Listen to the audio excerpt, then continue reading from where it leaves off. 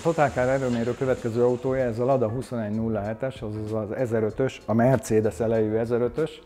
Nagyon vártam már egy 1005-ösre, mert meggyőződésem, hogy ezek az 1005-ösök nem tudták azt a 75 lóerőt, amit a gyár annak idején megadott, és amit ugye a Magyarországon forgalmazó Merkur is állított róluk. És kérem a Lada klubosokat és Lada rajongókat, hogy ne írjanak, szabadkozással kell kezdenem. Én nagyon szeretem a Ladákat tényleg, és ez volt az első autó, amin 13 évesen szelephézagot állítottam édesapám segítségével, tehát tényleg szeretem az autót, de valahogy, amikor hasonlítgattuk össze, mindig úgy éreztük, hogy egy jó 1002-es majdnem ugyanazt tudja, mint az 1005-ös. Kicsit nyomatékban az 1005-ös jobb, de az 1002-es, hogyha forgatják, majdnem annyi a végsebessége, mint az 1005-ösnek. Most viszont itt van egy gyári állapotú autó, itt a lehetőség, hogy bizonyítson, és hogyha tényleg tudja, és jó lesz, akkor megkövetem.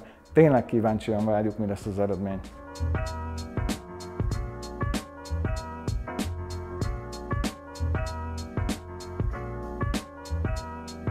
Láttam matricákat az autón, klubtalálkozókról, erről-arról. Neked ez hobbi autó, vagy naponta használod? Abszolút. Hát naponta használom, de nagyon keveset. Viszont hétvégente majdhogy nem hűl ki a motor, mert folyamatosan járunk vele versenyekre. Bejártuk vele már fél Európát, voltam vele Münchenben, voltam Zakopánéban is. Most nyáron készülünk vele menni az Adriára, több száz kilométerre, és tökéletesen alkalmas, hogyha az ember nem hajtja. 90-100-as tempónál többen nem érdemes vele menni, mert egekbe megy a fogyasztás, meg hát egy 30 éves autó nem arra való, hogy a mai autókkal vegye föl a versenyt, el kell felejteni vele a belső sávot. Miért választottad ezt, hogy jött a Lada? Nagyon régen, 14-15 éves koromban már eldöntöttem, hogy ez lesz, illetve hát ilyen, és 17 évesen, mikor megszereztem a jogosítványt, nyílegyenesen mentem ehhez, nem is néztem semmi más, és hát itt van 6 éve, most már lassan 30 000 kilométert raktam bele. Az autó nem úgy néz ki, ahogy megvettem, hála Istennek, akkor ugyan kék volt, de csak helyjel közzel, foltos volt, mint egy tehén, úgyhogy nagyon sokat költöttem rá, és még nagyon sokat is fogok. Reméltem, hogy mire ideérek a belsejét már ki tudom cserélni, mert már megvan hozzá az új. Hát ez nem jött össze, de nem baj, nem az a lényeg most. Így van, nem ez a lényeg, meg nem kell mentegetőzni, én 17 évesen Zaporozsacot vettem, tehát ezt még mindig jobban jársz ezzel. És meghibásodások esetleg? Semmi, ezek alatt a hosszú utak alatt semmi. Amivel folyamatosan küzdök, az a hűtés. Bizony fölmegy a vízhőfok, nem forrásig, de azért már a zöld tartomány vége felé, és elviszem szervizbe, megcsinálják jó egy ideig, és utána megint tönkre megy, vagy hát legalábbis előjön ez. Nem tudom, hogy mi miatt van, de ez azóta, mióta nálam van. Állítólag már azelőtt is ilyen volt, utána kérdeztem, de ez az egy problémája. És mit vársz a teljesítményméréstől? 75 lóerő, hogy mondjam, utopisztikus neki 30 év alatt, hogy meg lesz mindegyik, de hogyha hozza egy jó 1003-as vagy 1002-esnek a szintjét, az már tökéletes. Egy dolgot biztosra tudok, amióta nálam van, gyengébb nem lett. Tehát emlékszem az első métereimre, az első 100 kilométeremre, emlékszem akkor, hogy ment, és most is tudom, hogy megy, és azóta gyengébb biztos nem lett.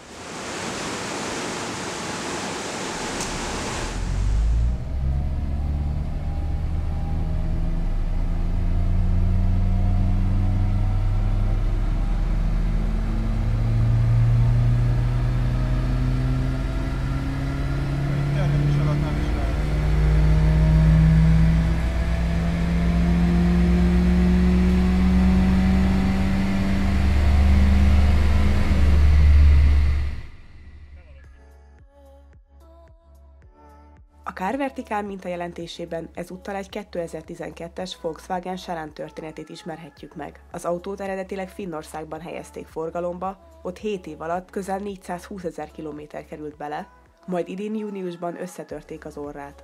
Bár a sérülés a fotók alapján elemcserékkel javítható, az autó kilométeróráját alaposan visszatekerték, így leendő gazdája több műszaki kockázattal is számolhat. Ezekről és a 2 literes TDI motorokkal kapcsolatos további problémákról is tájékoztat a Car-Vertical szolgáltatása, mely a videó alatt található linkre kattintva 20% kedvezménnyel vehető igénybe.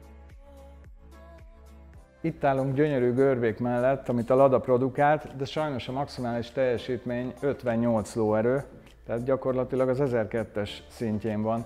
Most lehet ezen vitatkozni, hogy most ez a kocsi nem túl erős, vagy általában az 1005-ösök nem túl erősek. Ennél azért azt gondolom erősebbek szoktak lenni, de a görbéken semmiképpen nem látszik, mert nagyon szép felfutású a teljesítmény görbéje is.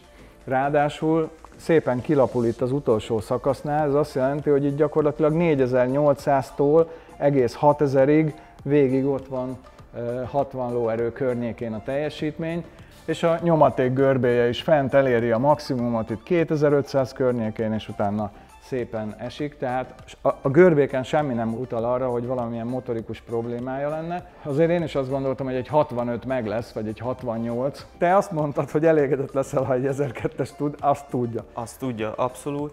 Hát 30 év és 276 000 kilométer a háta mögött, ez a 15 lóerő, vagy kicsit több mint 15 lóerő veszteség szerintem belefér.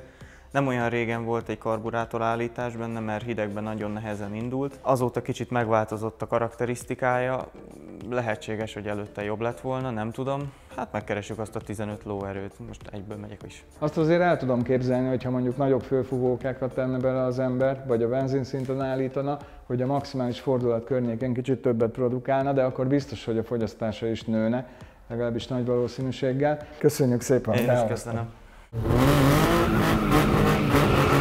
A Total Car erőmérő következő autója Volkswagen Lupo 3L változat. Ez egy világrekorder a Volkswagen-től, nagyon kevés fogyasztással, de vajon a teljesítménye mennyi 300 000 km után az 1.2-es PDTD-nek?